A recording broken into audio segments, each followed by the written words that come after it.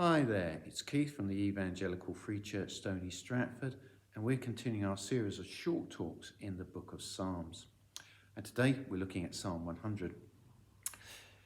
The phrase, cheer up, it might never happen, might seem a good thing to say to people when they're going through a tough time, but it doesn't really answer the problem, does it, of what they're suffering or what they're worried about. When we come to this psalm, it tells us to be thankful and it tells us to praise God. But the difference is it tells us why we should do it. Just listen to these first two verses. Shout for joy to the Lord, all the earth. Worship the Lord with gladness. Come before him with joyful songs. Yes, we're to worship, we're to be glad. And we're to let it be known, basically. I mean, literally, the Hebrew is saying, let it be known that God is worth worshipping. But then it tells us why. It's quite simple, really. Verse 3, know that the Lord is God. It is he who made us, and we are his.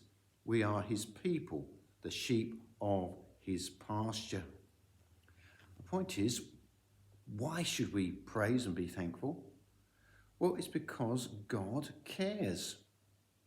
God is like a shepherd. Now, shepherds in the ancient Near East were people who knew their sheep. I mean, sheep look much the same to me. But they would have probably given them names. Not just that, they would have led them. They would have cared for them. It's notable how Jesus uses the idea of the shepherd, the good shepherd. He says, I am the good shepherd, John 10, verse 11. The good shepherd lays down his life for the sheep. And we get the parable of the good shepherd.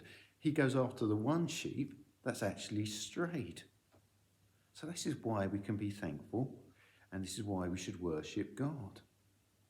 And it gives us a course of action. We are again told to praise God. Verse 4, enter his gates with thanksgiving, and his courts with praise. Give thanks to him and praise his name. Picture there seems to be like the pilgrimage that they would have done in ancient Israel, going up to the tabernacle and then later when the temple was built, the temple. It's proactive, isn't it? It's do something about it. It's not secretive, it's joining in worship. You know, one of the things the Bible makes very clear is there's no solitary Christians. Christians are to meet together. They are to worship. Why? Well, we get the explanation in verse 5. For the Lord is good. His love endures forever. His faithfulness continues through all generations. Quite simply, it's because he's good and he's faithful.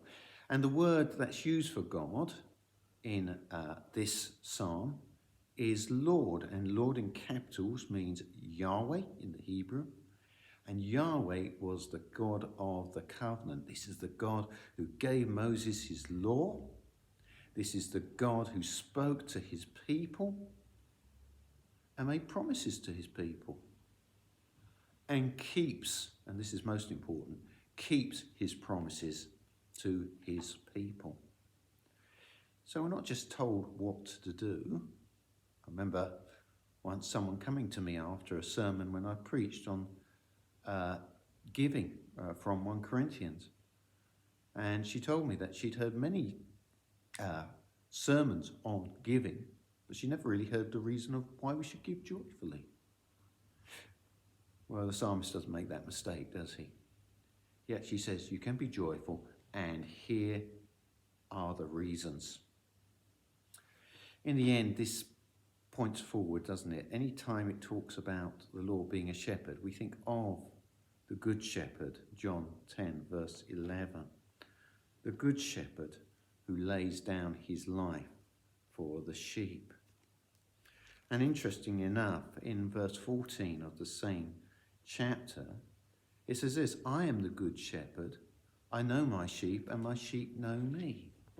And this, I think, is a huge encouragement because it tells us that God is just not distant. He's not anonymous. He can be known.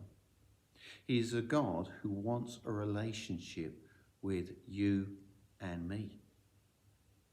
And that is typified at the end of Matthew's Gospel. In Matthew 28, verse 20, Jesus says, "And surely I am with you always to the end of the age." We're still early in the new year. We don't know what the new year will bring. But one thing we can be certain of, Jesus, if we know and trust him, will go with us into an uncertain future. He is the dependable thing in this world, in a world which is totally undependable. Thank you so much for listening.